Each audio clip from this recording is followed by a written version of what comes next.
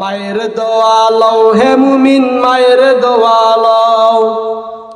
বিপদে পড়বে না তুমি যখন যেথায় যাও, বিপদে পড়বে না তুমি যখন যেথায় যাও। মায়ের দোয়া লও হে মুমিন মায়ের দোয়া লও, মায়ের দোয়া লও হে মুমিন মায়ের দোয়া লও। মায়ে যখন দোয়া করে চলে যায় আরশ পরে, সাথে সাথে কবুল হয়ে ফল দেখিতে পাও, সাথে সাথে কবুল হয়ে ফল দেখিতে পাও। মায়ের দোয়া লও হে মুমিন মায়ের দোয়া লও। বলেন সবাই, মায়ের দোয়া লও হে মুমিন মায়ের দোয়া লও। একটি গেলাস পানির ফলে বাইজিদে মায় কোলে তুলে, হাত তোলে মা বলে বাজিদকে ওলি বানাও, হাত তোলে মা বলে বাজিদকে ওলি বানাও। মায়ের দোয়া লও হে মুমিন মায়ের দোয়া লও, মায়ের দোয়া লও হে মুমিন মায়ের দোয়া লও। বিপদে পড়বে না তুমি যখন যেথায় যাও, বিপদে পড়বে না তুমি যখন যেথায় যাও। মায়ের দোয়া লও হে মুমিন মায়ের দোয়া লও। মিশরের জমিনের ভিতরে একজন ডাকাত ছিল, বিশাল বড় ডাকাত, তার নাম ছিল নিজামউদ্দিন। এই নিজামউদ্দিনের নাম কিতাব খুললে রহমাতুল্লাহি আলাইহি বলতে হয়। এই নিজামউদ্দিন যখন তার সৈন্যদলকে নিয়ে এরকম মরুভূমির ভিতরে তাবু গাড়লো, যখন তাবুর ভিতরে বলছে এখান থেকে যদি কোনো ব্যবসার লোক কাফেলার লোক যদি ব্যবসা করার উদ্দেশ্য এখান থেকে যায়, তাদের মালগুলো আমরা আত্মসাৎ করে রেখে দিব, তাদেরকে ছেড়ে দিব, কারণ আমাদের উদ্দেশ্য ডাকাতি করা, টাকা পয়সা পাইলেই তাদেরকে ছেড়ে দিব। এখান থেকে লোক গেলেই তোমরা আক্রমণ করবা, আমি নিজাম তোমাদের সর্দার একটু বিশ্রাম নেই। কিছু সময় যাওয়ার পরে ওখান থেকে 6 জন ব্যবসার কাফেলার লোক রওনা করলো। ডাকাতের লোকগুলো তাদেরকে ঘেরাও করে ফেললো। ঘেরাও করে ফেলার পর তাদের মালগুলো আত্মসাৎ করে বলছে তোমরা এখানেই থাকবা, ফজরের আজান হইলে চলে যাবা, তার আগে এখান থেকে বিন্দু পরিমাণ লড়াচড়া করবা না। ওই 6 জনের ভিতরে একজন ছিল কোরআনের হাফেজ। কি ছিল বলেন? ওই লোক বলতেছেন চাচা মালগুলো তো ডাকাত নিয়ে গেল, ব্যবসা তো করতে পারবো না, কপালে যা আছে তাই হয়েছে, কি করব, কিছু করার নাই। তকদিরে ভালো মন্দ এটা কে লেখছে বলেন? আল্লাহ তাআলা লিখে দিছে। ওই যুবক বলতেছে চাচা যদি বসে থাকি সময় এমনে চলে যাবে, যদি শুয়ে থাকেন সময় এমনে চলে যাবে। ও চাচা আমি তো কোরআনের হাফেজ, আমি যদি কোরআন তেলাওয়াত করি তাহলে তোমরা 5 জন শুনবা কিনা? মুরব্বী ডাক দিয়ে বলে ভাতিজা কোরআন এমন দামি কিতাব, শুনলেও নাকি সওয়াব হয়, পড়লেও নাকি সওয়াব হয়। ও ভাতিজা সময় নষ্ট করিও না, তুমি কোরআন তেলাওয়াত করা শুরু করে দাও, আমরা সারা রাত কোরআন তেলাওয়াত শুনে কাটায়া দেই। যুবক সন্তান যে সময় কোরআন তেলাওয়াত শুরু করলো, প্রথম থেকে পড়তে পড়তে পড়তে পড়তে যখন এমন একটা আয়াতের দিকে চলে গেল, আলাম ইয়ানি লিল্লাযিনা আমানু আন তাখশা কুলুবুহুম লিযিকরিল্লাহ, আলাম ইয়ানি লিল্লাযিনা আমানু আন তাখশা কুলুবুহুম লিযিকরিল্লাহ।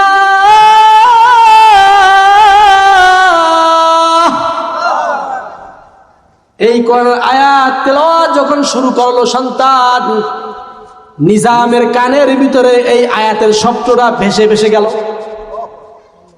নিজাম তাবু থেকে দৌড় দিয়া বাড়ি আসিয়া বলে কে কোরআন তেলাওয়াত করে, কে করে? ওই যুবক ভয় পেয়ে গেছে, ডাকাতের সর্দার চলে আসছে। ও ভাই তুমি ভয় পেও না, তুমি কি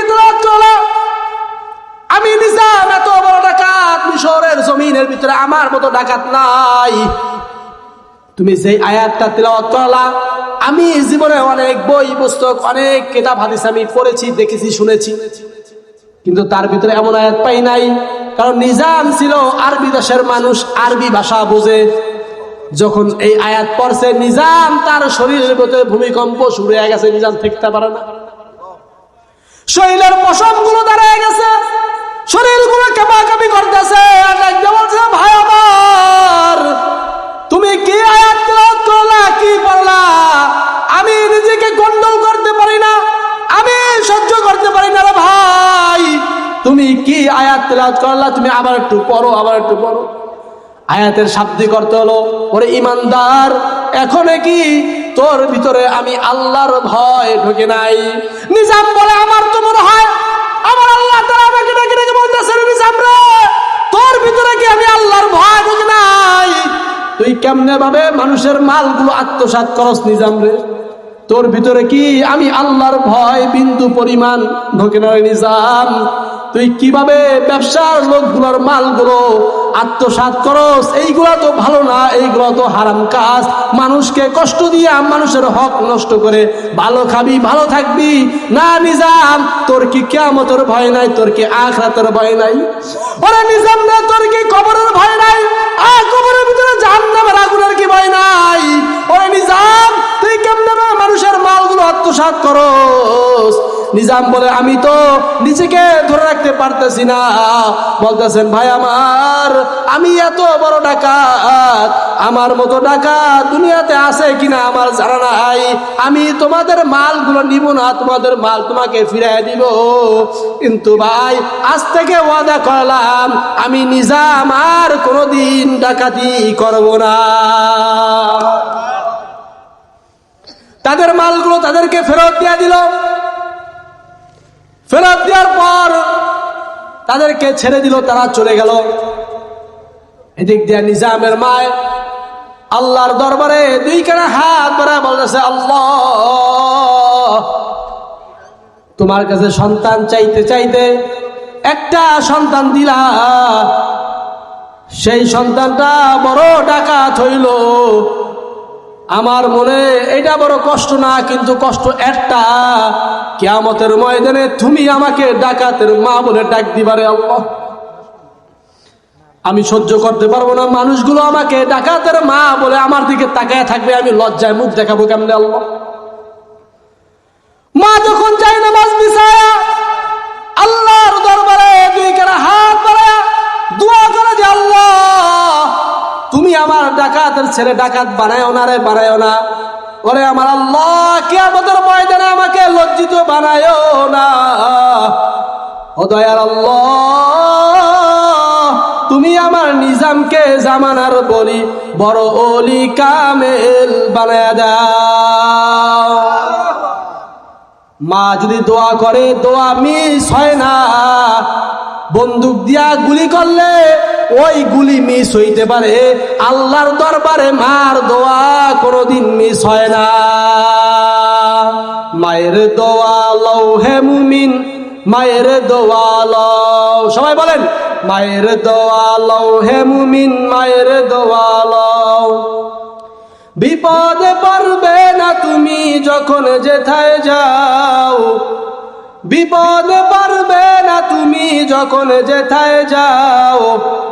মায়ের দোয়া লও হে মুমিন, মায়ের দোয়া লও, মায়ের দোয়া লও হে মুমিন, মায়ের দোয়া লও। মায়ে যখন দোয়া করে চলে যায় আরশ পরে, সাথে সাথে কবুল হয়ে ফল দেখিতে পাও, সাথে সাথে কবুল হয়ে ফল দেখিতে পাও। মায়ের দোয়া লও হে মুমিন, মায়ের দোয়া লও, বলেন সবাই, মায়ের দোয়া লও হে মুমিন, মায়ের দোয়া লও। একটি গেলাস পানির ফলে